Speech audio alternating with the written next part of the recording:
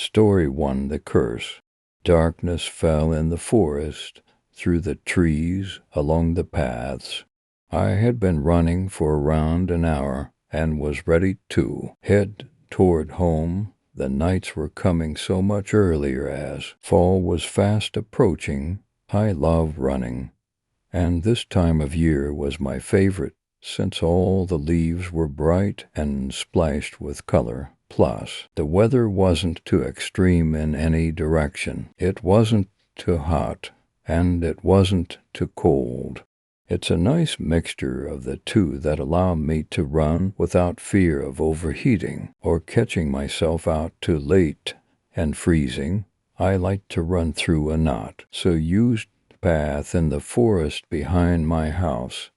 This area cuts off through the deepest portion of a heavily wooded zone for about a half an hour. It has always been my favorite place to run because I know it isn't likely I will run into another person. It is always mine. Calming and serene. I had been out longer than I should have been, considering how quickly the dark was enveloping everything. Still, I was reluctant to turn back. A pleasant breeze blew through the trees, carrying the sweet aroma of the dried leaves, bark, moss, all the smells of the forest. It is easy to lose track of time by paying less attention to it and more attention to your surroundings.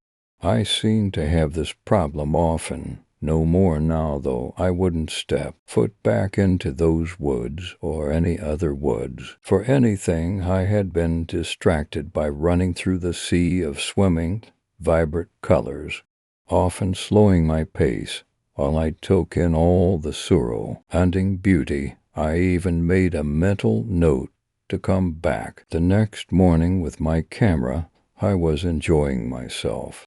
I am not a photographer, and I don't sell or gift out my photos.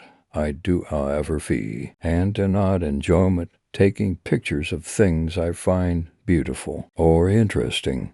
My husband has joked on more than one occasion that I have more pictures of leaves and rocks than I do of him or myself. He has surprised me last Christmas by taking a few of my nature shots, one of a shocking red-leafed tree, an ancient well, a few orange and yellow leaves, and some rather unique-looking rocks, blowing them up and framing them for me. They are hanging neatly in the hallway even now.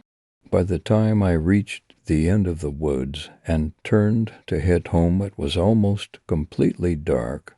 I leaned over, my hands on my knees, readying my body for the trip back. I popped out my earbuds and took in the sounds of the forest.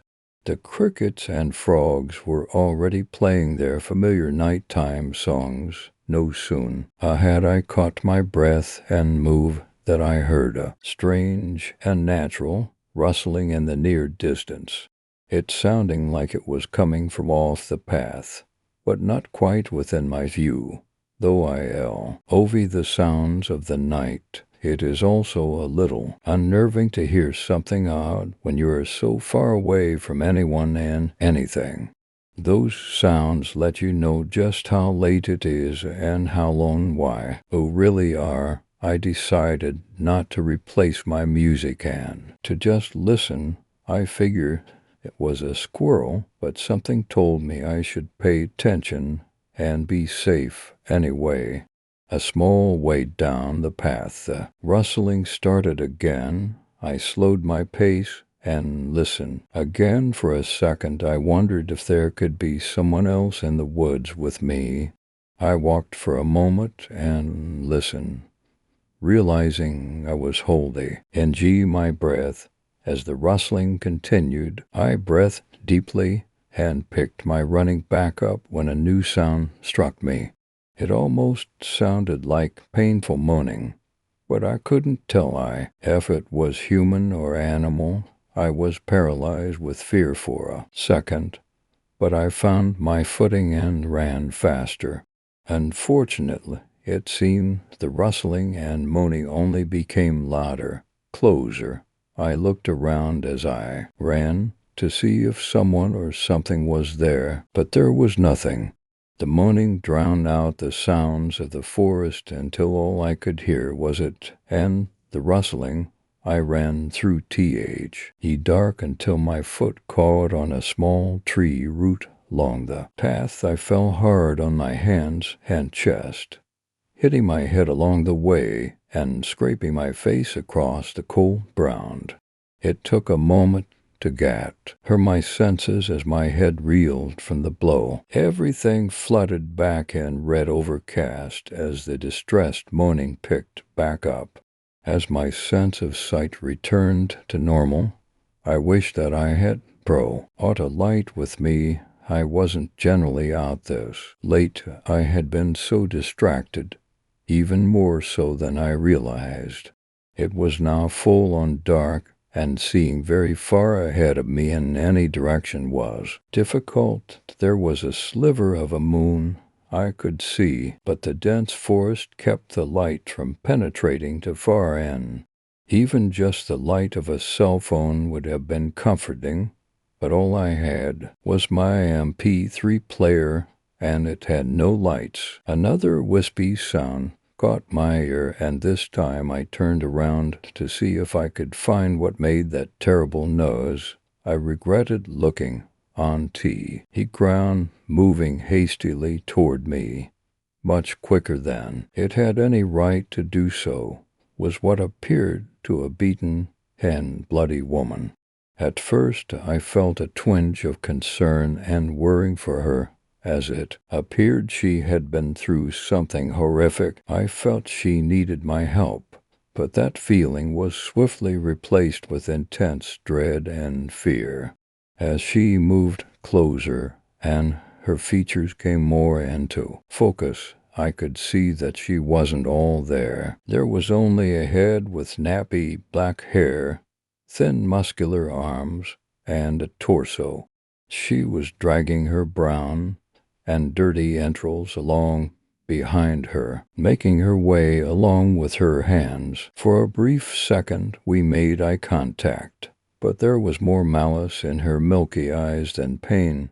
She screamed out in what might have been agony or desperation and barreled toward me. I couldn't believe she could move that fast with just her arms, but as I backed away from her in a childlike crab walk, she flew toward me. I blubbered and begging her to stop.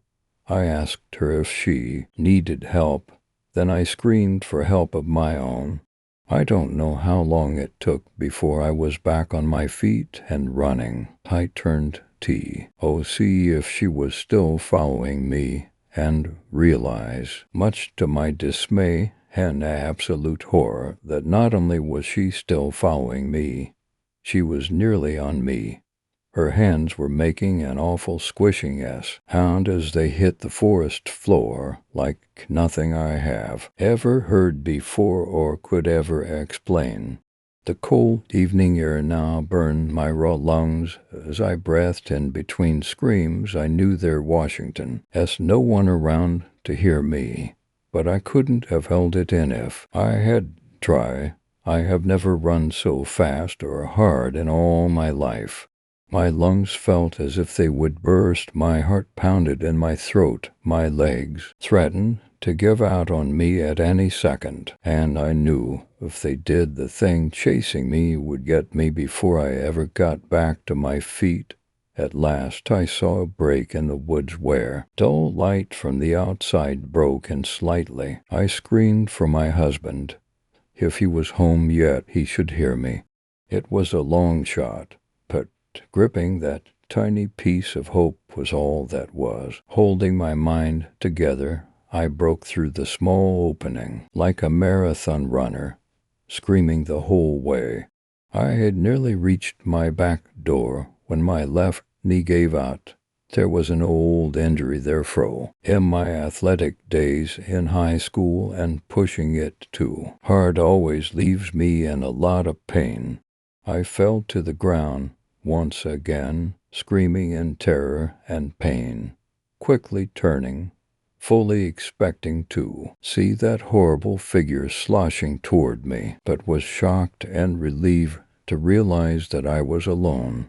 My husband came running out and tried to calm me down, asking what was wrong, but couldn't understand all that I was saying. I knew it was coming out in inaudible waves, but I couldn't seem to control any portion of what was flowing from my mouth. He scanned the area well, looking to see if he could spot someone chasing or following me. Feeling satisfied that no one was, he scooped me up as gently as possible and carried me into the house. My husband, John, is a paramedic, so he made quick work of caring for my leg, massaging the swelling knee until he felt it was ready to be left alone. He then wrapped it several times over with a well-used beige bandage and helped calm me down with some extra strength pain relievers and a cup of hot chamomile tea. Finally, he sat and listened to my story, a look of disbelief on his unshaven face. Of course, he didn't believe me.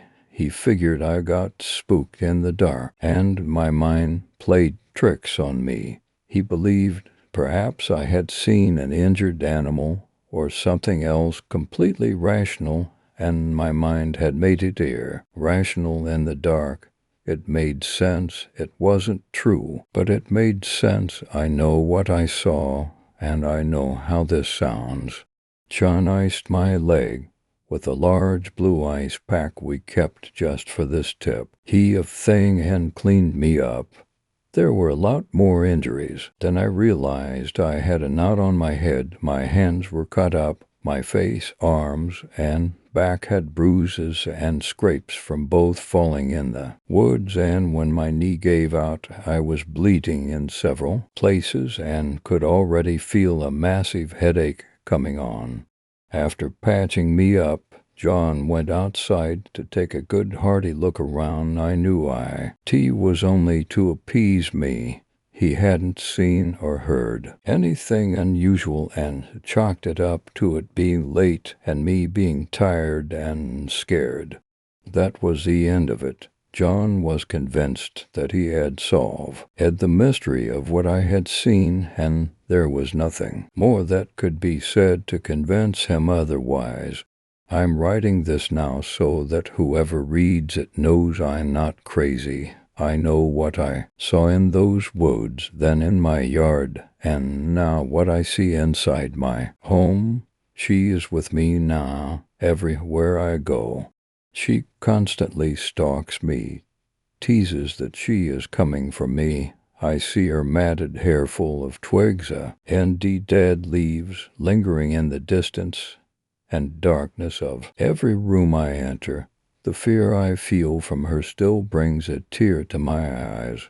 I don't know what she waits for, why she hasn't taken me yet, but she taunts me in her own way. Perhaps it is because I saw her, or maybe there is another reason, but the waiting is an unbearable torture. John hasn't seen her, but he has admitted that the house feels different somehow. What is she? Each day she seems closer, and through the night I can hear her dragging herself along throughout my house and breathing heavy from the dark corner of my bedroom as I try to sleep, her grotesque form showing vaguely in the dim light. I will finish this here, as I can hear that horrid sound she makes as she drags herself along, slowly moving down the hallway. She is by the bathroom now, only 2 doors from my room, the guest room, only 1 room left. She has stopped just outside my door, but I can hear her raspy breathing, can smell the stench of rotting leaves and dirt and flesh. I can see a filthy hand with long, dirty fingernails twisting its way into my bedroom. I believe it is time. Story 2. The New Year burning. Pop, pop, pop, pop. It was only 9:45 p.m., and the local kids were already setting off cherry bombs. Lydia expected such, but even so it startled her to the point of spilling the tea she held in her hand.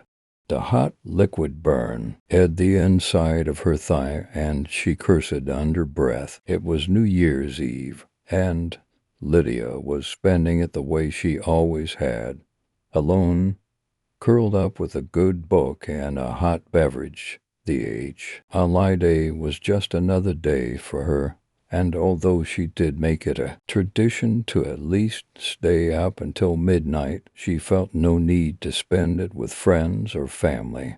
She liked the solitude and often felt awkward around other people. Getting up to wash the tea from her leg, she passed the once vibrant Christmas tree whose lights were no longer twinkling. The last time the lights were on was Christmas Day. She made a mental note to take it down the following morning, as well as all the other half-assed decorations she had around her house. She often wondered why she bothered putting them up anyway. Nobody. Why saw them but her? But old habits die hard. Grabbing a rag from a drawer in the kitchen, she wiped off the spilled tea and examined her thigh. The spot was red, but nothing too serious. The pain would subside quickly, and as long as she kept a firm grip on her mug, she was sure she would be able to get through the night without too many serious injuries, fireworks or not. Just then, the phone rang. Forgetting about the burn and figuring one of her family members was calling to wish her a happy new year, she answered. "Hello?" she heard laughing in the background, but nobody replied. "Hello?" she asked again, a little louder. "Is Joseph there?" It was a woman's voice. Lydia could still hear laughing in the background. "I'm sorry, there's no Joseph here. You must have the wrong number." Then the person on the other end hung up. Lydia took the phone from her ear and made a flabbergasted facial expression. "That was rude," she said, and placed the phone back on the receiver. As she made her way back into the living room, she heard laughing coming from the front of the house. Immediately reminded of the phone call she just received, Lydia froze to listen. More laughing, and getting louder.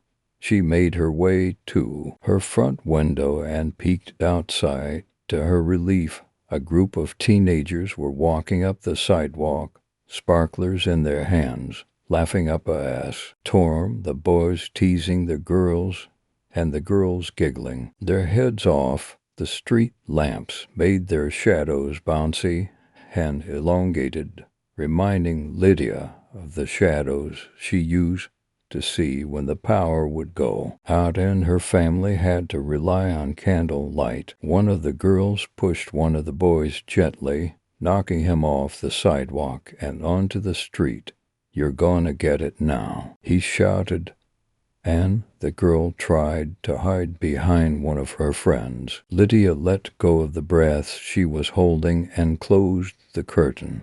She did not miss being a teenager, although a small part of her felt nostalgia at the thought of interacting with the opposite sex. There was nothing like those first-time butterflies, casual glances, and playful teasing.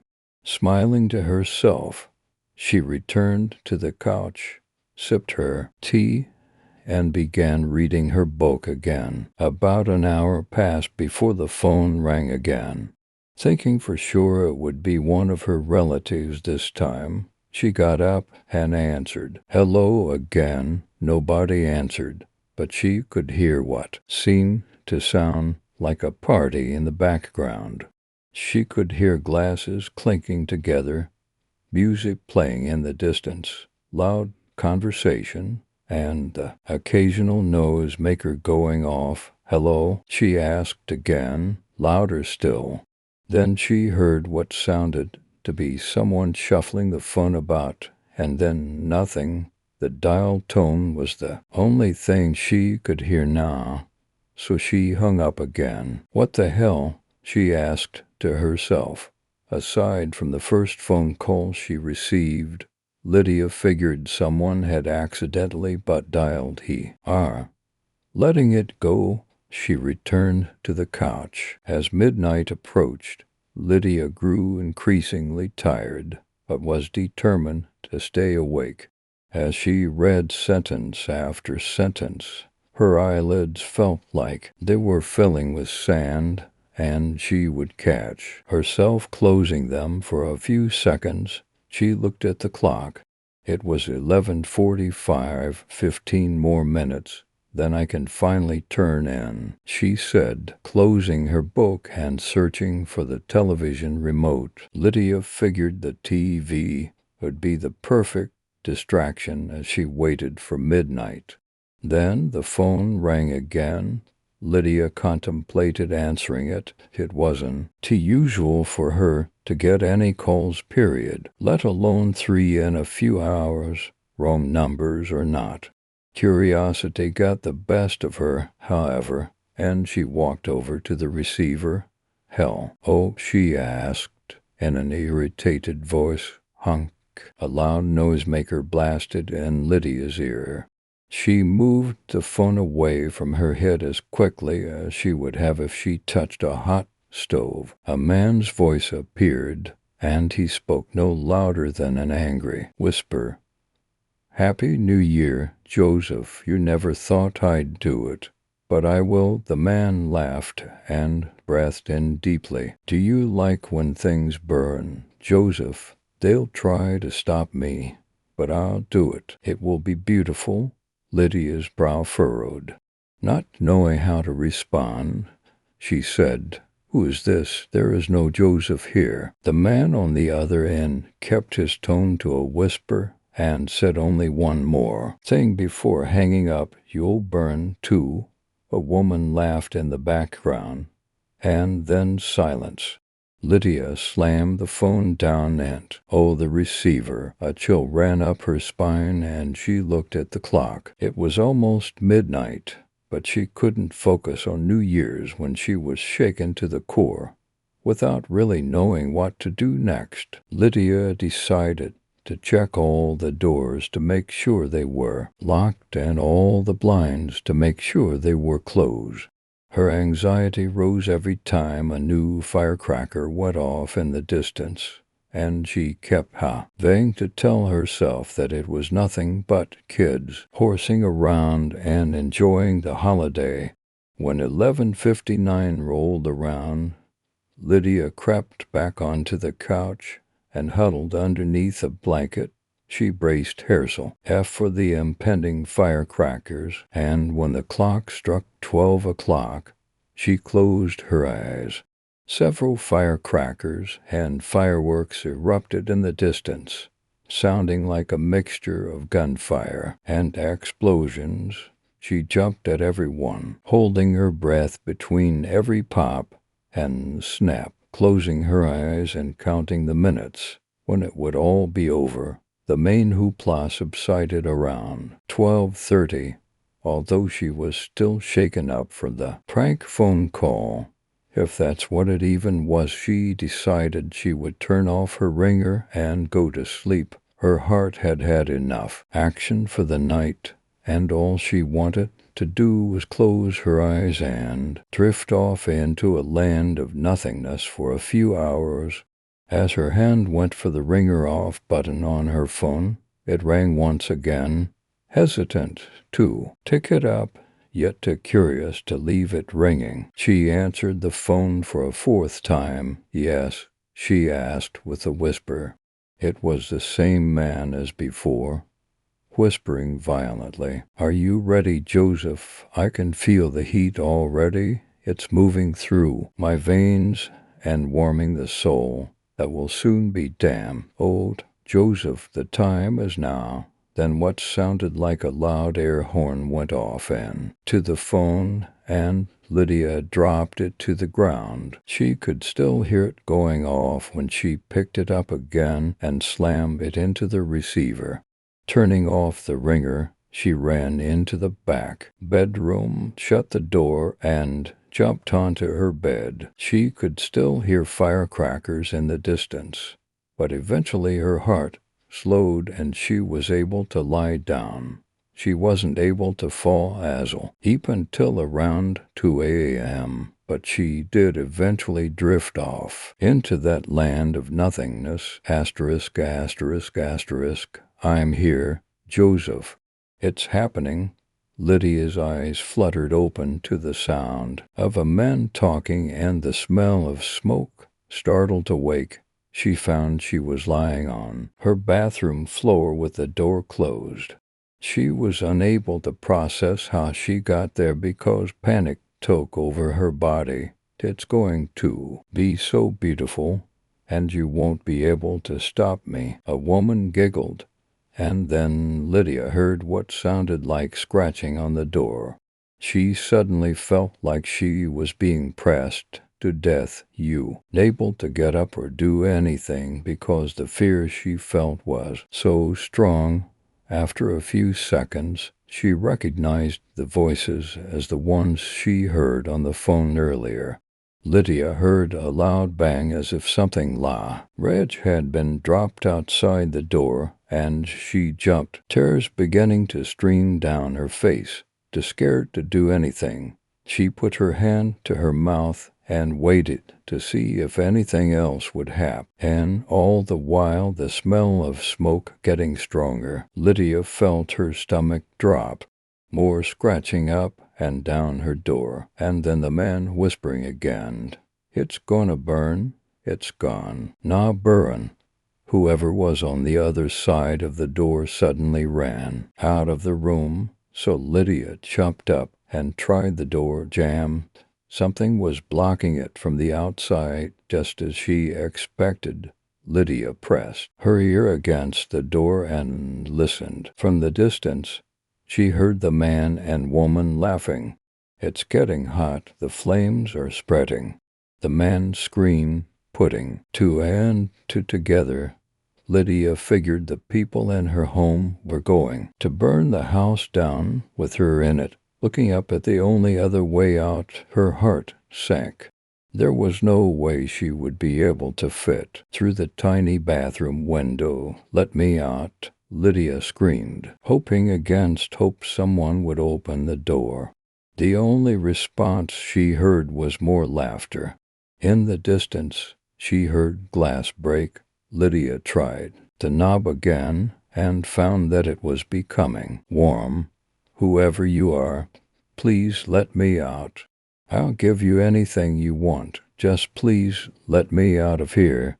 Silence. She pressed her face against the door and felt a slight heat. She turned and faced the mirror, almost not recognizing herself because the terror in her face made her look completely different. "I'm going to die," she thought. What a great way to start off the new year. Lydia leapt to her feet and grabbed the toilet tank lid. Without thinking of anything else, she started hitting it against the doorknob, hoping she could somehow break the door open. Smoke started coming through under the door, and Lydia started pounding faster. With every hit, Lydia let out a desperate cry. After a few minutes, Lydia thought she wasn't going to be able to do it, but with one final smack, the doorknob fell to the ground. Lydia pushed the door with all her strength, but it was futile. Whatever those people he pushed in front of the door, it was not going anywhere. In a fit of rage, Lydia slammed the palms of both her hands into the door over and over, screaming until she started coughing. The smoke and heat coming into the bathroom was beginning to become too much. With resignation, Lydia sank to the floor. Her eyes began to sting and it was getting too hard to breathe. She was becoming light-headed. She looked over to the small bathroom window and thought I could have at least opened it and screamed for help. She closed her eyes, heat enveloping her body. Her final thought before passing out was, "Who the fuck is Joseph? I hope he had a better New Year's Eve than I did." It took 8 minutes for the fire department to respond, but by then it was too late. Story 3, Little Glass Box. The pungent, acrid smell permeated the old home that was now mine.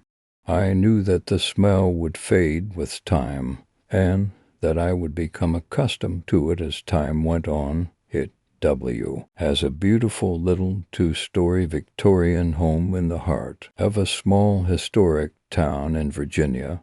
With that being said, neighbors weren't nearby. Therefore, I wasn't bothered. I somewhat enjoyed the scent of the home and was looking forward to learning about the history about the town. I soon got to unpacking, eager to make the place feel more like home. After the death of my wife, my last home no longer felt like home and only brought on painful memories I only want to hide for a while, a few months, maybe a few years. I was hoping this place would do the trick. It was getting close to 1 in the morning when I decided to relax for the rest of the night and leave the rest of the unpacking for the morning, and I sat down with a glass of wine next to the fireplace. It was then that I heard the tapping. It was a slow, steady sound, almost as if something was hitting against the pipes down in the cellar. I'm not sure if it had been steady making the sound all day, or if it had just started, now that it was calm and I was no longer dropping boxes or shoving furniture around. I could hear it distinctly. I made note of where the sound was coming from down below, and made my way to the cellar. The smell was even more potent down below due to the humidity. I worried at this point that the basement might be flooded due to the old pipes, and that the sound was from water leaking. I scurried down the basement stairs, clutching the railing on the way down, hoping that the old stairs wouldn't give way. I made it to the bottom, relieved to find that the floor was completely dry. I remembered that the pulley for the light was at the bottom of the staircase when I first viewed the home, so I reached for it. Dim light flooded the cellar, revealing an empty home. Aside from the pipes, an old water heater, and a few wooden shelves along the wall, the smell of the old cellar was musty and old. It was the pungent smell of wood which had moistened and dried over many years. I heard the tapping sound again, much louder now, reverberating against the pipes above. I searched the basement, only to discover a small chain dangling from a hook, hanging against the pipes every time there was a gust of wind that blew from a small cellar window, which was opened. I closed the window and pulled the chain down from the ceiling. The cellar went lent, and the air began to warm without the cool breeze from the open window. I turned to head back upstairs before something caught my eye. Along one of the shelves was a small wooden cabinet, adorned with small onyx pull handles. I walked over and opened the small doors. Inside, there was a beautiful stained glass box. It was rectangular in shape and mostly red and purple. It looked to be an old jewelry box. It was particularly dusty, but with one swipe of my hand across the lid, the glass came clean, and the vibrant colors shone in the light.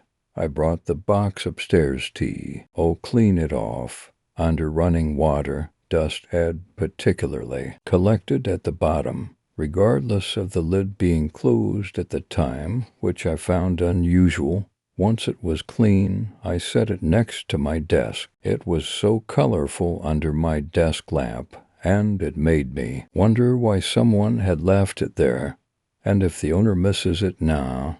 and wonders where it went. I pondered on how old it was, and if it had been passed down for many years. I finally headed to sleep at 2:15 a.m. that night, and fell asleep almost instantly. I awoke the next morning very sore, and not feeling rested at all, but rather feeling the effects of the hard work over the past few nights. I sat up, rubbing the back of my neck, and got up to retract the blinds. The sunlight shone bright through the window. It was then that I saw the little box again, gleaming in the sun. It was beautiful, and I couldn't help but be absolutely mesmerized by it once again. I took a seat at my desk and held the little box. It was clean and almost perfect. It was free of almost all scratches. I was sitting, almost hypnotized by the little box in front of me, when a loud crash came from behind me. It was the sound of Summit crashing into my window, and it scared me to the extent where I dropped the box, letting it crash to the floor. It bounced off the carpet and damaged, but left a small scrape on my leg in the process. I dashed to the window and grimaced at the sight of the dead bird below. I spent the rest of the day unpacking and decorating the house. After burying the bird out back between two trees, I was exhausted by nightfall and decided to head to sleep early. I was finally done emptying every box in the house, and it was still early, but I was more exhausted than I had ever been. And in my life I fell into a deep slumber. Once again, the aching, radiating pain was unbearable, and it was the first thing I woke up to in the morning. I pulled aside the covers, only to find tea. He cut on my leg, now red and inflamed. I felt the area, and it was hot to the touch. Shit, I mumbled to myself. It must be getting infected. I stumbled to the bathroom and retrieved the rubbing alcohol from the cabinet. I soaked a few cotton balls in the alcohol and gently swabbed the area.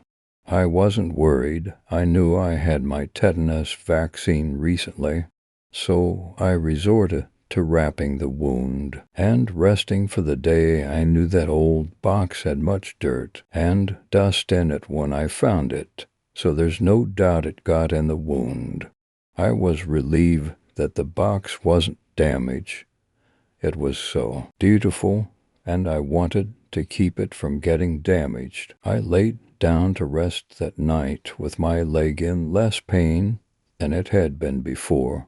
I awoke the next morning to a very unfamiliar, putrid smell. I pulled the covers off of me and choked at the sight of my leg, almost retching. The scratched area had now swollen and had turned a putrid blue-gray color. What shocked me the most, though, was the fact that it was no longer painful at all. It was just there, on my leg, only about an inch or two in circumference. The tissue looked completely dead. I was hours from any hospital, and no doctor's offices were open, as it was Sunday. I cleaned and dressed the wound the best that I could that night.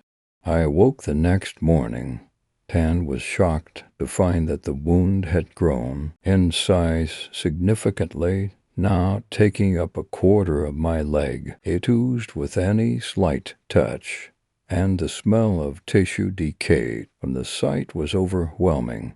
I went to brush my teeth later that same morning and felt something rolling about in my mouth. I opened my mouth wide, only to find a large molar sitting atop my tongue. I then noticed that my tongue was now a blue-gray color, the same rancid color of my leg. Afraid for my life, I headed to the hospital, knowing I could wait no longer, but not before I threw the little box in my bag. Once I arrived, I sat quietly in the waiting room, silent with fear. While awaiting my turn with the doctor, I examined the skin around my nails. The skin was now fraying at the cuticles and pulling back. With a slight pull at the nail, it fell off. One more pull, and another fell off. They began to come out as if nothing was holding them together at all. I then looked to my arms and watched as blood vessels began to slowly become visible behind the skin of my arms. I glanced up briefly before turning around, but something caught my attention in the reflection of the glass in front of me. I glanced back at my reflection and saw my own face, now sunken in and riddled with the marbled appearance. I looked lifeless, and with this I began to scream. Doctors tended to me almost immediately. Shocked at the state that I was now in, I was whisked away on the gurney down the narrow halls, into a room with bright lights above me. They examined my leg, then my hands, and every inch of my body. Then came the needles. I became a human pincushion, with lines of red streaming from my body. Vials of my blood were taken away in order to be tested. Words like sepsis, necrosis, hemorrhagic, and debridement were exchanged between doctors, interns, and nurses. Like I was taken in for an MRI, and biopsies were taken from my wound before I was finally reeled back into my room and left to rest. It was a little under 2 hours later when a single doctor from the group walked into the room and pulled up a chair, staring at his paperwork and only slipping glances my way. He seemed frightened, which frightened me. I don't really know how to tell you this so that you will understand. He trailed off because I don't understand it myself. I looked towards him, shaking, wanting him to continue, and afraid for my life. Your body is breaking down your red blood cells at a rapid rate, causing you to have this appearance. We tested your blood for viruses, any virus at all, and it came out clear. There are no signs of cancer or any tumors at all, and you don't have a fever. In fact, your temperature is very low. Doctor cleared his throat as I looked on in bewilderment. Your body is also releasing gases such as methane and hydrogen sulfide, which, in these levels, are really only characterized with the decomposition of the entire human body. I can't explain how. You are alive right now. The doctor returned his gaze to mine. Sir, have you any idea how this started? Trembling, I pointed across the room. That box, I told him, my voice quavering. He walked over, picked it up, and brought it back to me. This, he asked. He opened the lid. There was now a small piece of newspaper clipping inside of it. Is this yours? He asked, while handing it over to me. I shook my head no, knowing full well that it had not been there when I had originally found the box. I took clipping from him and opened it slowly. Man falls downstairs and breaks leg. Is left to suffer and found dead by family 1 month later. The heading said, underneath the heading was a photograph of the man, and beside the man was a photo of the house I now lived in. The story told how the man, Stephen Cassio, had fallen and suffered a compound fracture in his left leg. Since he was old, frail, he was unable to gain enough strength to get back up the stairs and died slowly with his cries for help left unheard. He had been alive for at least 4 days before he died due to blood loss and infection. His family, who became worried about him, had found him in advanced stages of decomposition. Due to the state of his body, his family opted for cremation. It was then that I knew what the dust at the bottom of the small box was. It has now been almost 1 month, and I just keep rotting in this hospital bed.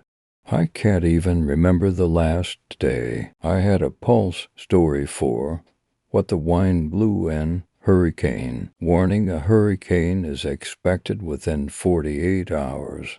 If advised to evacuate, do so immediately. I never really took those warnings seriously. In the tropics, a little category to hurricane is no big deal. When I first moved here, I made sure to head to higher ground and heed the warnings given to me by the local TV station, but after returning home with minimal damage to the surrounding area, I realized it was just a waste of time. Better to just board up the windows and wait it out.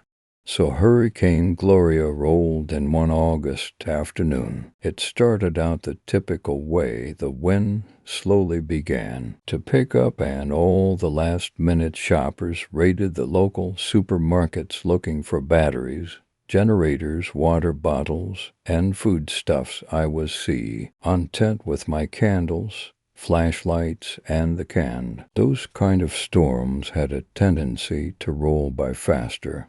I was hoping to get back to work as soon as possible, since all the stores were closing before she came in, so I stayed home watching the news. As it began to get dark and the wind really began to pick up, the quiet whistle slowly started to turn into a roar, and the wind whipped by the bending palms. As expected, the power went out after a few hours of this. I was already prepared with flashlight in hand and began lighting the candles in my living room. It was around 8 o'clock and still too early to sleep, so I made myself some soup and decided to catch up on some reading via flashlight. By the time I searched all the boxes for my old books, cooked up my soup, and ate, the streets outside were already flooded. Since my home is elevated, I was not too concerned, but to venture out into the night would mean trudging in water up to my knees. Thankfully, I had all I need. In this tiny little house, I decided to sit in my favorite chair and get to reading. I must have fallen asleep because I was awoken, book in lap, and flashlight dead on the floor by the roaring of the wind and an odd sound coming from outside. I was a bit startled because the wind was beginning to sound dangerously loud, more than I had expected. It also sounded like something was banging into the outer walls. It was circling my house, banging into each wall, and then coming around again. I was worried at this point, thinking that maybe I should have listened to the reports and got to higher ground. If my house takes too much damage, I would have to dredge through the deep flooding to my neighbor Alice's house, which was nearly 15 yards away. The old lady lived by herself and has seen her fair share of hurricanes, so I knew she would be sticking this one out as well.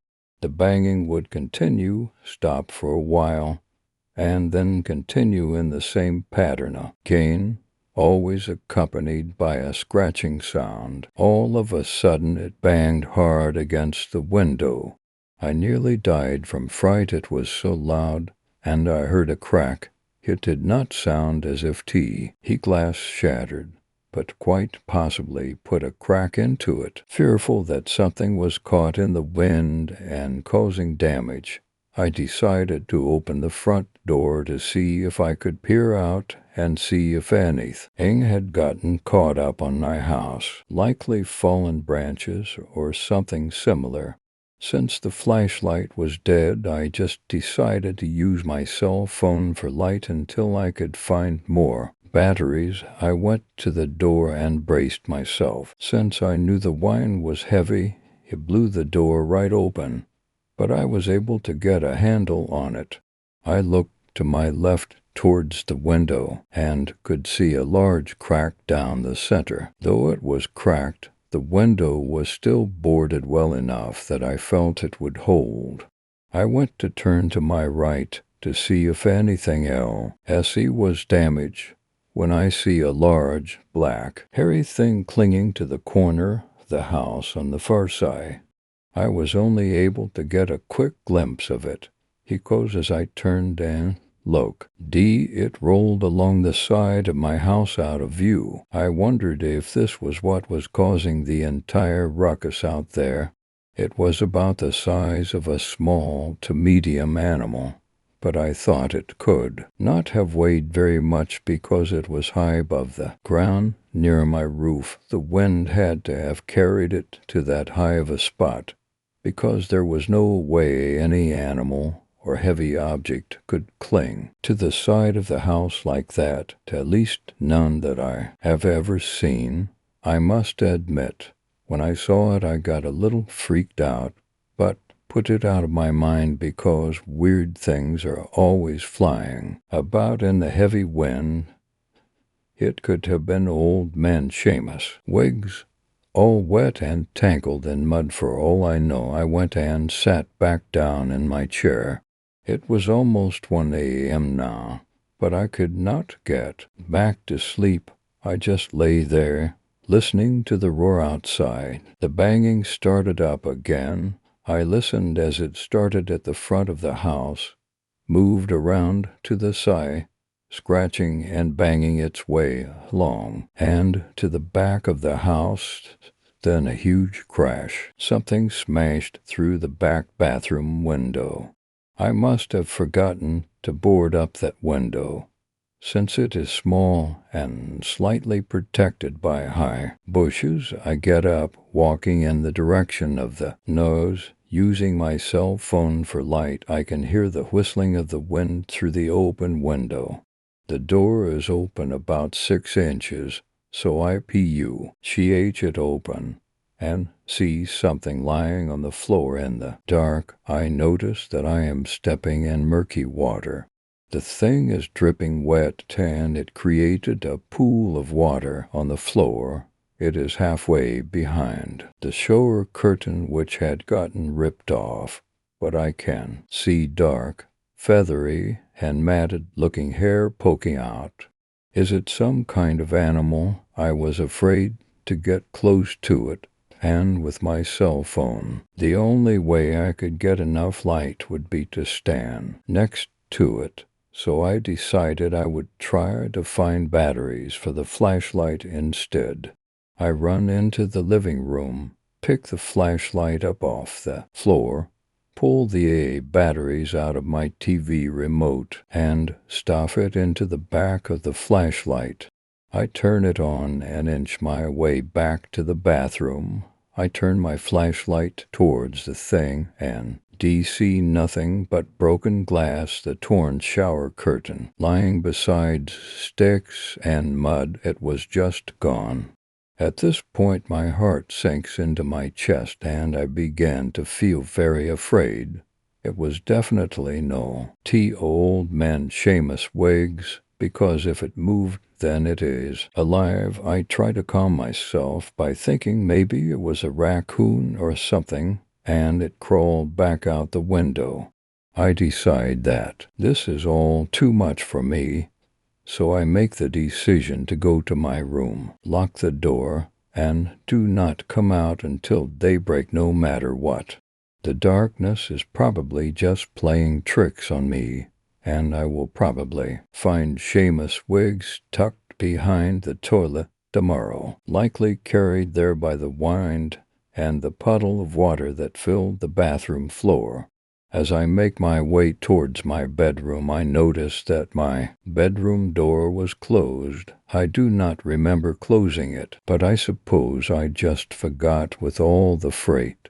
I open the door and look around the dark room. I don't see anything out of place until I see it A large floor-length mirror stands across from the open door I am standing in, and behind the door I see the figure of this thing. It was standing in a crouch position looking at me through the crack in the door. I spin around and can see its hideous eye, a huge oversized, muddy red, bloodshot eye staring at me, open wide like a predator that had just spotted its prey. I immediately and for the only other room with a door, the bathroom, and I slam it and lock it. Within moments, I heard it barreling after me, and it began pounding on the door. I know the door will not hold, and I can hear the wood beginning to crack. I turn and see the open window. I knew at that moment my only chance is to make a run for it. I managed to pull myself up on the window and see Lumsley fall out, sinking into the water that is nearly up to my hips now. It is muddy and full of debris, that I am slowly able to pull myself through it in the direction of my closest neighbor. Alice might be an old woman, but she is tough, and since she lives on her own, I know she keeps a shotgun with her. If I could only get there, I know I would be safe. I am almost a quarter of the way there when I see my front door fly open. The wind had significantly died down, so I know that it was pushed open from the inside. I do not stop to see what comes out because I am pulling through the water with all my might. Moments later I hear a splash, and I know it is coming after me. I am nearly there. The house is only about 12 feet from me. When I look back, it is under the water, only a few feet behind. I can see a big black blob through the murky water, and it is gaining on me. I start screaming for Alice, but I am not sure if she could hear me since the wind is rather noisy. Then I feel something wrap around my ankle. I don't have time to think. I just pull away from it, continuing on. As I yank my foot away, I feel tremendous pain, and a moment later, I see blood coming up from the depths. I keep moving, yelling for Alice, when I see her looking out of the small window on her front door. Soon, I am near her front porch, and she opens the door for me. I am crying and push past her, collapsing inside of her doorway. She looks shocked to see me, wet and covered in mud. I try to tell her what I saw between my sobs, and I could tell she did not know what to make of my story. She looks outside and tells me there is nothing out there. I try to convince her that something was chasing me, and though she doesn't believe me, she goes I'll get her shotgun at my constant request. With the door closed and locked, I look through the little window. The wind is still strong, but I can tell the storm is almost over. Oh my goodness, Alice says, what happened to your leg? I had forgotten all about it. I look down and see a huge tear in my leg, a round row of puncture marks, which is wide but not deep and bleeding badly. It looks almost like a bite. Let me clean that up for you, she says. She goes to get her first aid kit and starts to clean it up. She says, what in the world is this? Oh, out of my leg she pulls out a large white object, like the size of a penny. She goes to the sink and washes it. Well, look at that. Looks almost like a shark tooth. These storms really do carry in some strange stew. Story 5. The Darkness of Farside. My name is Jim McGraw. I was the command module pilot of Apollo 19. Contrary to popular belief, there were at least 2 more missions to the moon that were kept secret from the public. I flew to the moon in June of 1973 under the command of Commander Thomas Caird. Our friend Steve Willis was the flight's lunar module pilot. The goal of our flight was to be the first man landing on the lunar far side. UC. Word has it that the Department of Defense received information that the Russians were going to land in the Fermi crater. So we made up our minds to beat them by landing in the Tsiolkovsky crater directly to the east of Fermi. Now, as the CMP, I have a boring yet crucial job in the mission.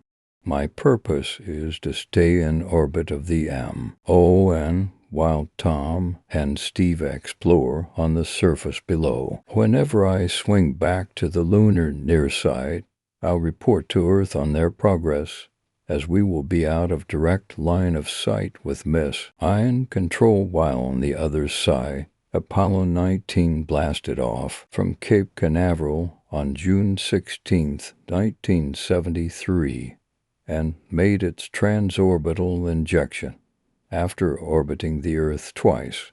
For days on the 20th, we entered lunar orbit. Tom and Steve flew down through the tunnel that connected the command module and the lunar module, sealed off both compartments, and separated. After I checked the LM over through the triangular CM window, they began to make their descent. The procedure went rather smoothly, exactly as we predicted. In the SEMS, I watched eagerly as the LM slowly fell to the lunar surface. Soon, my friends were out of sight. As they silently fell to the moon, I heard the excitement in their voices. The closer they got, the more tense they sounded. Eventually, I heard on the radio loud WH, whoomp, touch. Tom yelled, engine shut down. Steve calmly announced. For a brief moment, all was dead quiet. Then, when they realized what they had accomplished, I heard my TUF. Rians burst out laughing. They had successfully landed on the moon. Within an hour, they had completed their EVA checklist, and I gave Tom a go for the first spacewalk of our mission. No Tim. He was wasted in opening the hatch. As Tom got closer to the surface, while descending the ladder, he was silent. Soon, he reached the footpad of the LM and stepped off onto the moon. Still no sound was uttered, no poetic phrase, nothing. Anxiously, I awaited his report. Honestly, anything would have been fine to hear, anything at all. Finally, Tom said my name. Jam, do you copy? Yet, Tom. What is it? I'm down, he said, not quite believing it himself. Why die? I stared at the last bit of Tsiolkovsky as it disappeared over the horizon. I laughed and clapped my hands. Bravo, Tom. How's the weather down there? He chuckled a bit. Clear skies, no clouds. Bright sunlight everywhere. Within 10 minutes, I passed back over to the Earside, out of communication with Steve and Tom. Last report I heard, Steve was coming down the ladder and was going to do some exploring with Tom and the lunar rover. After the planting of the flag, of course, within moments, I had re-established communication with Houston Mission Control and reported the progress of our mission thus far. Over the radio, I heard the thunderous claps of the 50 men monitoring our flight. Gus, our mission's designated captain, congratulated me. Be sure to tell us of what they find on your next swing around. Gus said to me, that's about all I can do up here, I sighed. Seconds later, I flew from the near-side night into the bright daytime of Farside. What's the word, guys? I asked eagerly. There was nothing but silence for a few moments. Then Steve said something. Jim, yeah, "Steve, we've found something." "Well, what is it?" There was a pause. "We've stumbled across Apollo 18. Apollo 18, reported to have crash-landed back in February in the Tycho crater on the near side of the moon, with the loss of its CMD and LMP. The CMP attempted to return to Earth, but the heat shield separated upon re-entry. If the LM had crashed on the other side, what was it doing here at Tsiolkovsky? You guys sure it's 18? Pretty damn sure. We went inside to exam. Inside? I cried. You mean it isn't crashed? It came down intact. Perfectly fine. But the two pilots are missing. Their rover tracks lead somewhere deep into the crater. "I think we'll follow them," Tom said. "It took me a while to process this bombs. Hell, when my craft returned to the near side, I didn't know how to explain this find to Houston." "What's the news from Tom and Steve?" Gus asked. After contemplating what to say, I finally decided to be truthful. "They found 18. Silence greeted this. A while later he came back on. "You're serious?" "Oh, come on, Gus, don't play games with me. You must have known about this. How in hell is something that's supposed to have crashed in Tycho located on the opposite side of the moon?" Another pause. "Then it's probably just a failed satellite gem that crashed. One of those early Canaveral jobs." I cut him off. "Don't give me some bull excuse from the DOD. It was ALM. They're vastly different from any sort of satellite." "Now talk," I angrily demanded. Radio cutoff was coming up in a few seconds. Right before I lost communication, Gus mumbled, "I don't know what to tell you, Jim." Daylight flooded the capsule as I drifted back to the far side. "Tom, Steve, what's your status?" "Over," I said into the mic, obviously irritated. "Listen," was all Tom replied. "What?" "He's right, Jim," Steve intervened. "Listen to the rad." Deciding to play along, I stopped talking and pressed my ear to the circular speaker on the control panel. That's when I first heard it. There was an absence of static, replaced by a nearly inaudible whisper, along with some sort of mixture of sounds, ranging from clicking to crushing to smacking. The whisper portion of the sound hybrid was indecipherable in what it was trying to say. "What on earth is that god-awful noise?" I cried, shaking with fear. "We're not too sure, but it started 20 minutes after you lost communication with us," Tom explained.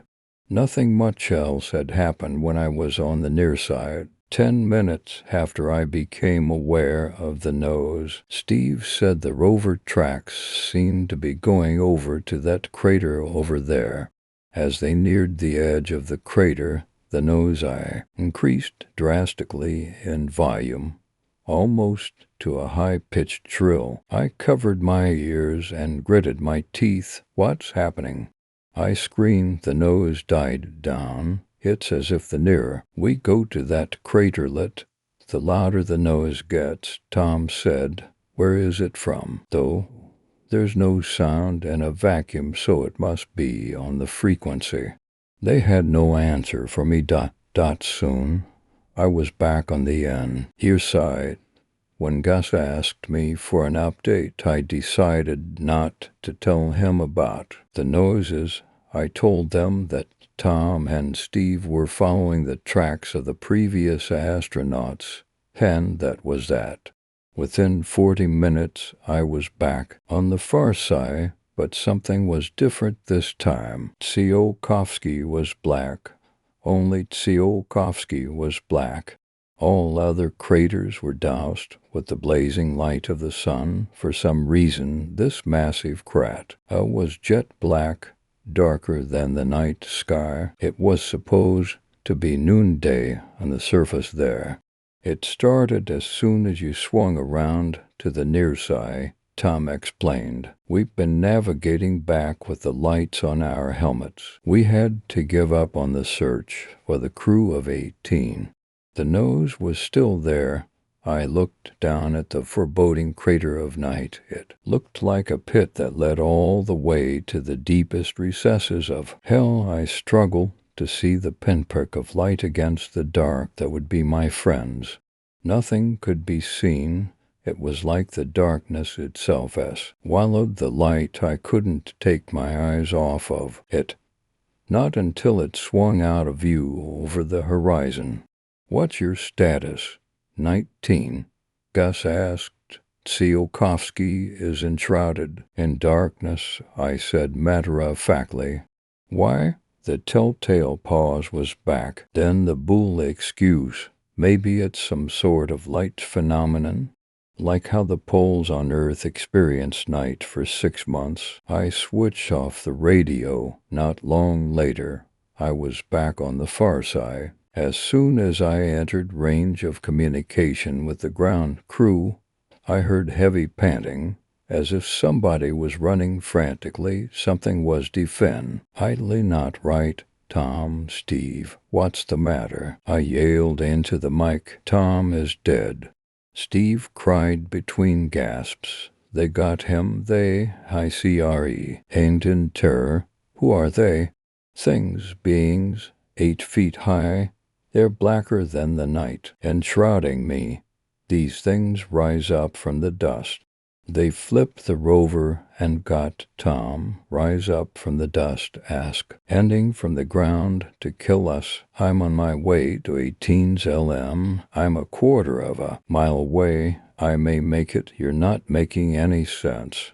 I was crying by this point from confusion and fear. What are they? Before Steve had a chance to answer, he was screaming. I heard him yelling, pleading, begging whatever had a hold of him to leave him be.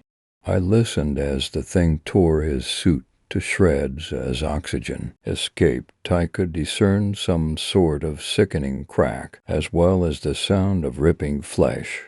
The last thing that came in from Steve was his last convulsive sob, followed by a pop. Then it was over. I suddenly heard the strange noise, louder than ever, blaring through the radio. Instantly I switched it off, but the noise continued. I covered my ears until I was back on the near side where it ceased. Switching the radio back on, I screamed at Gus. They're dead. Tom and Steve have died. Steve said some sort of things rose up from the dust to kill them. What were they? This time, Gus replied. All he said was it's happening again. After that, there was static. Mission Control ended contact with me. Then I realized they were going to leave me in orbit to die. That's probably what happened to 18's CMP. Either that, or they gave him the wrong re-entry coordinates, causing him to burn up on purpose. They didn't want word to get out about what's been happening on the moon. Well, I resolved to try. When I swung back around to the far side, the nose was back to a quiet whisper. Soon, I reached the optimal time to make a burn to send the ship home. I switched on the ROC kit.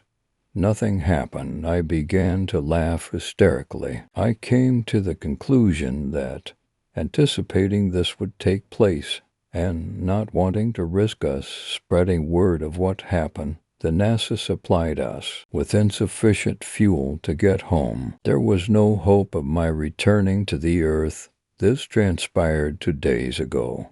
Since then, I've just been sitting here, contemplating what to do. Meanwhile, the voice has continued to speak to me. I don't like it. The words make more sense now. They tell me bad things. I don't know what it worse. The static from near side are the whispering voices of far side, Rather than prolong this torture, I've decided to open the hatch without my suit on as soon as I finish writing this down. Hopefully, one day it will be found before I do so, though I would like to issue this one last warning to the Earth. Do not return to Tsiolkovsky. In fact, do not return to the far side of the moon. All that one will get from here is death. Th. This is Jim McGraw, Command Module Pilot of Apollo 19, signing off for the last time.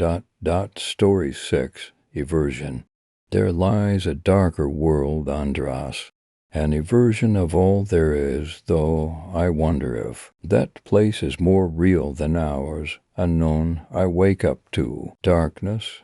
I might as well not have woken up, considering that closing your eyes has the same effect. I move the palm of my hands in vast circles and see only the outer edges. This makes me breathe out of my nose at the sight. The drone of the alarm continues as I blink and my eyesight begins to adjust to the dim glow in the room. I slam my hand out on the table next to me and silence the alarm. I try to fall back into the void of sleep, for those evanescent dreams had more of that substance.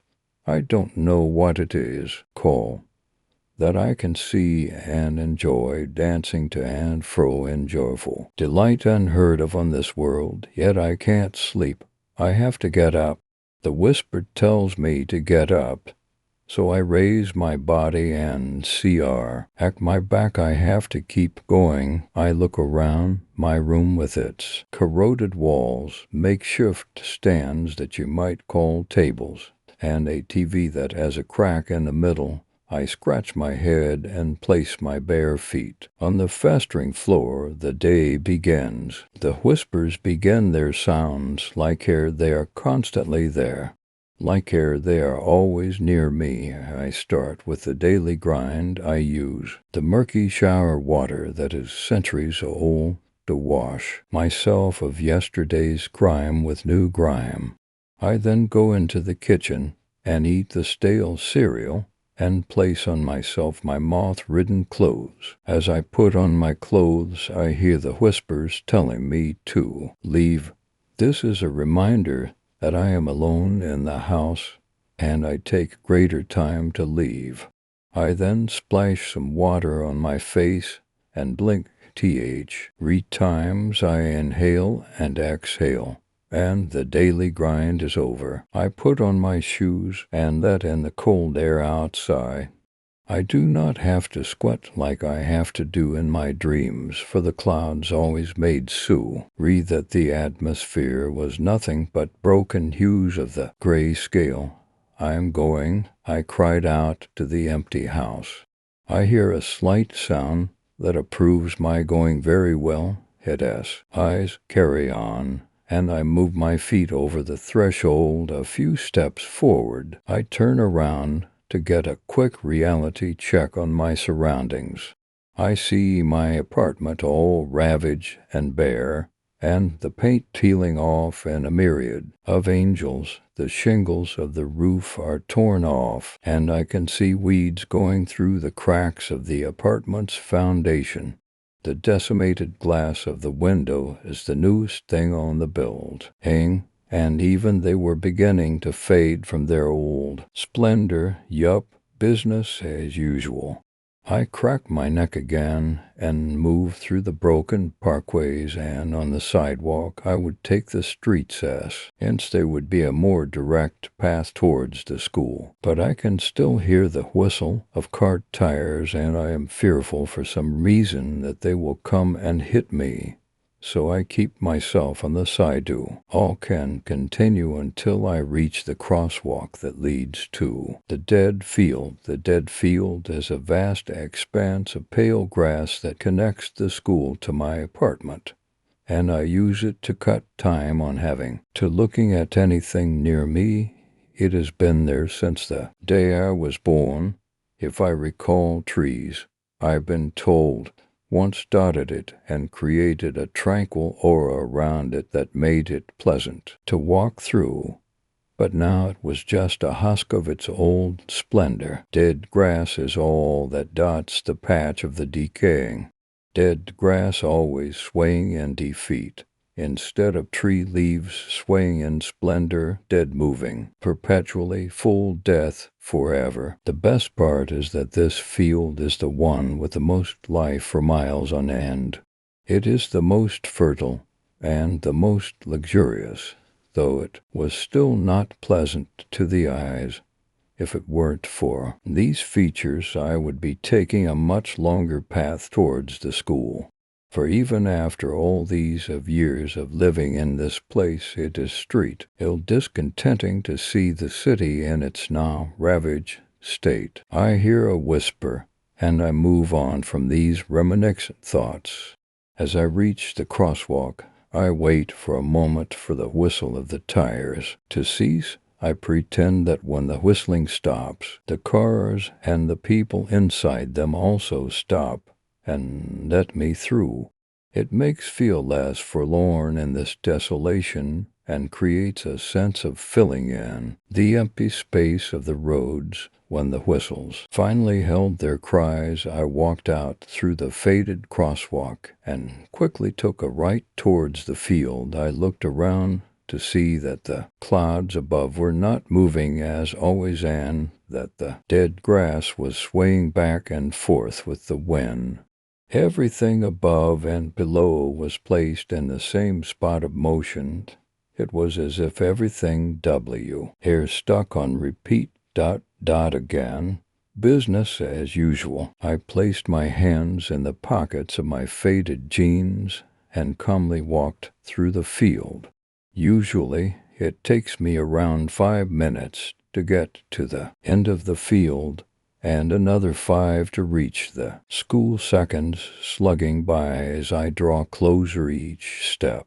All of this, like I said, has been that way for as long as I can remember, the clouds being overhead. You can call it a tragedy. It wouldn't be a hyperbole in the least. One teen with no one but himself, one teen in a society long forgotten and left there barren, empty, naked, and one teen that doesn't even have the privilege to have angst over anything that is living. That there in the deplorable world is nothing but a lovely, simple understanding of trace, agony in most wild aspect, it's almost romantically poetic, and it makes me think, all of it makes me think, really, and I stop in my tracks. I hear a whisper tell me to go on. Boo. I ignore it. For the first time in quite some time, I think of the burden that I have been going through. Contrary to the above romance, this tragedy world, anything but it. When I feel this burden, I think, and when I think, I become aware, and when I become aware, I see the world and become insane. This is bad, I whisper. If I see I will be taken away, I must never neck of my surroundings and how bad I have it. Stan, why are you thinking? Stop, stop, stop. Yet even with those words, my mind continues to whirl. In that horrible moment, the world opened up through eyes that were not glazed. So sudden was that revelation of sight that I almost lost my balance, my mind now so clear that it was almost hazy. I was completely surprised at my sudden lack of apathy to my surrounding, and I suddenly realized how overcast the clouds were, as if they were something from a dream that was turning into a reality. There, with glazed eyes wide open, I could hear the wind shriek like a woman running for her life, as if a man were chasing her down a hall. There, with trembling hands, I could see the grass fall flat as the shrieks, and a far-off beating of thunder grew louder. Right there, I let go and let the elements take me in. Their torrential rainfall, how many times I wish to let go and fall, to let my body go on the ground and disappear along with my soul. I would let the soft rain come in this world as a man from a story once said, and lightly place their fingertips on me. I know I make it sound like a nice little dream, but that's where I Washington and it all to be a dream. In my dreams I do not have to be in an eternal death sentence. I don't want to be here. I don't want to be the wayfaring stranger. All I want to be is a kid who doesn't need to think, a kid who doesn't think in grand exuberant words to calm himself, but in colloquial bits and phrases. I don't want to be, but I am. Through this torment I feel a wave of warmth blast me and push me away from those sounds and sights of the world. I grasped my heart and wavered in a place where time did not exist and yet motion did. I became dazed, mind spinning, endlessly spinning, eternally spinning. Eventually my legs unfroze and I fell over. As I lay dying, I heard a faint cry from someone. It was almost familiar in its tones, like it was someone I knew from a long time. In fact, I could have sworn there was a name to that voice. Kyle? No, I stopped listening to it anymore. I ignored the voices and whispers, and I let myself fall into an eternal sleep where I would never wake up. Story 7. Be careful what you wish for. The night was painted like a scene in a bad horror movie. The wind howling through the cracks in the windows, sounding like the screaming of a tortured woman. The house vibrated with each crack of thunder, and the lightning lit up the house as if it were broad daylight. Jacob, Alex, and Kaya pretended to be brave and manly, hoping to impress the girls they invited over. All Kaya's parents were out of town. Sydney was the hottest girl in the entire high school, and Kaya really wanted to ask her out. He had to make an impression all night as they sat awkwardly staring at each other in silence. Kaya spoke up, breaking the tension. All right, guys, I got something that will liven up the night. He laughs with his hooked grin. What? Did you steal some of your parents' booze? Jacob mused, fiddling with his cell phone. The girls looked at Kaya, waiting for an answer.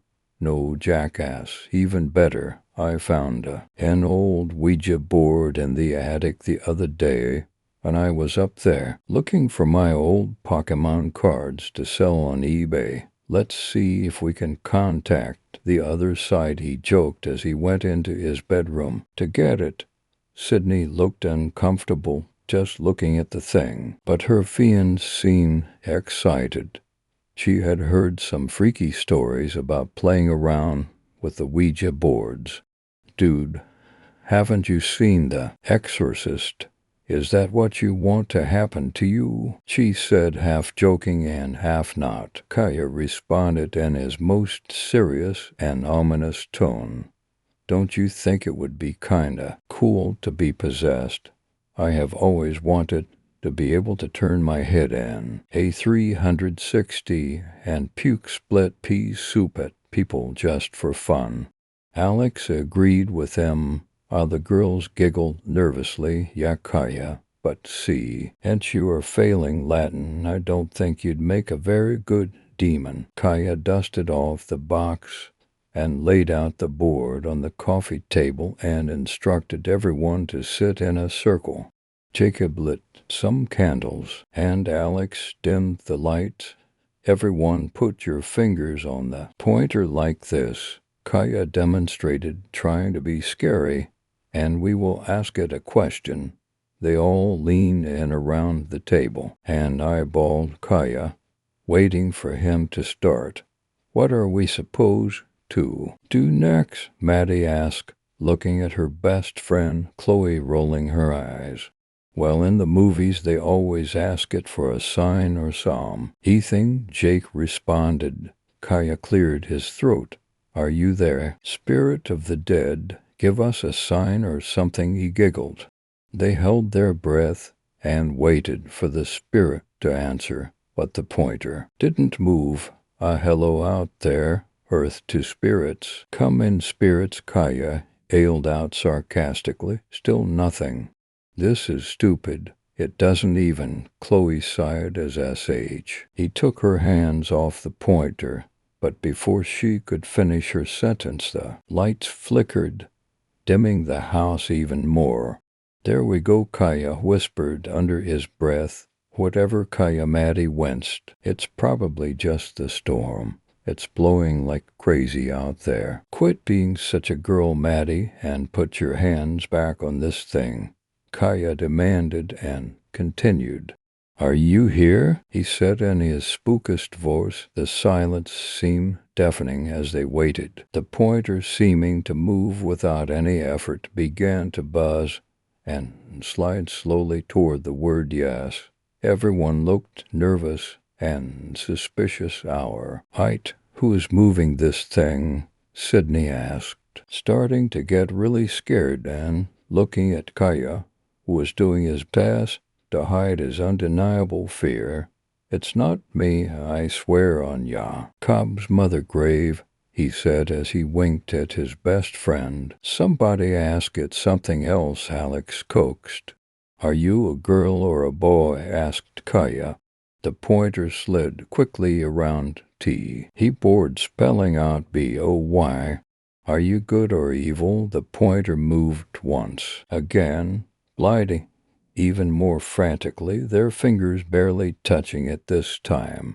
EVIL, just as the pointer reached the light S began to flicker once again, and with a loud zap, the whole house went dark. Asterisk, asterisk, Kaya scrambled to reach for one of the candles on the table that had strangely seemed to go out at the same time as the power. Sydney used the flashlight on her phone to illuminate the darkness. She was practically on Kaya's lap and almost in tears. You guys need to stop this. This isn't cool. If you planned this whole thing just to scare us, Kaya, I will never talk to you again. Just chill, everyone. It's just the storm. Let's keep going, he said, terrified yet strangely curious to learn more. Everyone put their fingers back on the pointer, but Sydney. How old are you? The pointer moved again. 15. When was your birthday?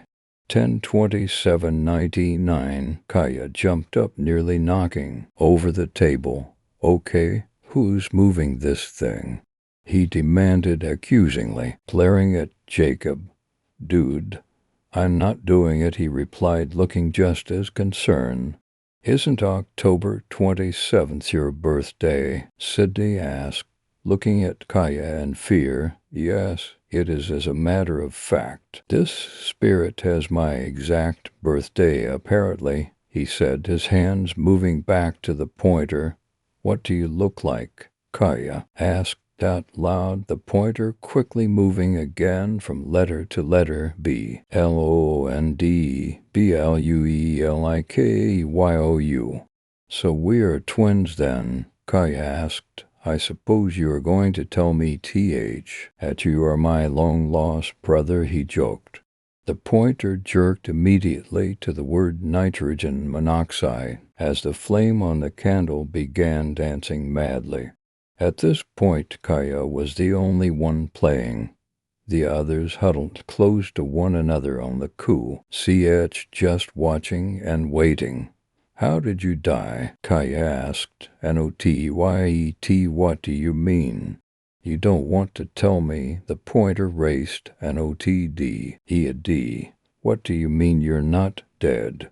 Kaya asked, confused. How can you talk to me if you are not dead? The pointer spelled out a response. S-O-O. Asterisk, asterisk, asterisk, stop it. Stop it, stop it. Just freaking stop it, Kaya. You are such a jerk. I will never go out with you, Sydney yelled, her voice quivering with anger and fear. Let's go, girls. We are so out here. Kaya stood up, almost knocking over the candle. Sid, please don't leave. I swear to God it wasn't me. You gotta believe me. But it was too late. They were already closing the door behind them, Alex more than happy to walk them home. It's just you and me, dude. Kaya smiled. Sit down. I want to ask it some more questions. No way, man, you're on your own, Jake answered, shaking his head in disbelief. He sat back down in front of the board, feeling a surge of energy and adrenaline coaxing him on. What did you mean by soon? You mean you're going to tell me soon? And oh, no, no, no, no, no, and no, no, no, no, no. The pointer was nearly spinning out of control, circling the board in figure eights, always returning to the word nitrogen monoxide. What is your name, Spirit? Kaya questioned, looking around for Jake, who was out the door, flashing a peace sign. Chicken. The pointer was still. Kaya took a deep breath and tried hard to focus. He ignored his instincts to walk away, feeling the need to ask it one more question. You like to play games, don't you? He accused the spirit, speaking into the air like a raving lunatic. Yes, he was starting to burn with an anger he never felt before. His insides churned and shook, and his mind raced and heart pounded with fury. He asked loudly once more. I said, what is your name, Spirit? The pointer began moving, first to K, then to A. He closed his eyes, fearing that he knew what the next letters would be. Y. It stopped. Kaya screamed and threw the board up against the wall, cursing it. This is ridiculous, he said out loud to himself, trying to justify what just happened. He had read about the power of suggestion in a book once, but this was just crazy. Screw this, I am going to bed. Asterisk, asterisk, asterisk, asterisk. It was surprisingly easy to fall asleep. The invitation into the darkness seemed to come quickly this evening, his dreamless sleep lasting only a short while until he was startled back into reality by a strange and familiar sound. He wasn't sure how, and imagined he was still asleep, but the Ouija board had somehow found its way on the bed right beside where he was laying. Kaya jerked from beneath the covers, feeling the icy cold sting of the air inside of his throat, nearly choking him as he gasped in disbelief. Something inside of him, something internal, was drawing him closer to the board, like a moth to the flame. He moved his hands with a mind of their own, reaching out to touch the shaking pointer that desired to answer his one last question. He watched as it effortlessly moved across the board, highlighting letter after letter, gaining more power and energy with each one. MIRROR. He removed his hands and waved them in front of his face, captivated by the steamer, tingling that was ravaging his body. Mirror, did the spirit mean for him to go look in the mirror? Confusion and nausea and elation hit him all at once as he felt that magnetic pull throbbing in his gut, moving him to his feet and into the bathroom. The air was growing thicker, and it was getting hard to breathe as he entered the dark room that was illuminated now by only the street light outside. He felt superhuman, almost immortal, as his eyes adjusted themselves to the dark. The stranglehold of panic and release possessed him as the flicker of metal caught his eye and made him look down. In the sink just below the mirror, he knew for certain that he did not put that butcher knife there. He wanted to run, to hide, to scream, but he wasn't allowed to.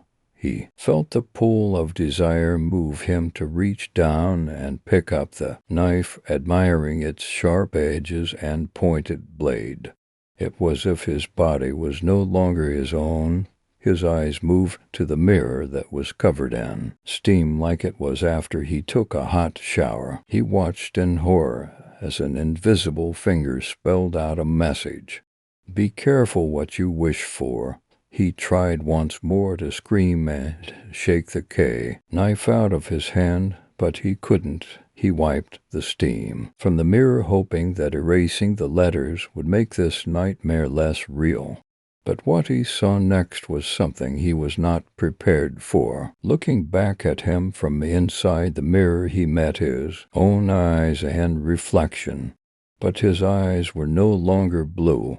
They glowed red like the burning embers of the hottest fires of hell, and his wavy blonde locks were now black and stubby, like the bristles on an animal's hide.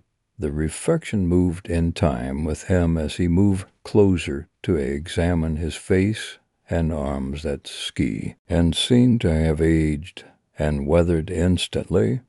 What was happening to him? He looked at the sinister face that now belonged to him and was met with the most sneering and twisted smile that he had ever seen. He watched helplessly as his hand held the knife to his throat, the smile widening and revealing sharp, jagged, rotting teeth. He struggled to inhale and find his voice to scream, to plead, to beg, but all that came out was hysterical laughter and these words, and oh, and oh, and oh, and oh, and oh, and oh, and oh, and oh, and oh.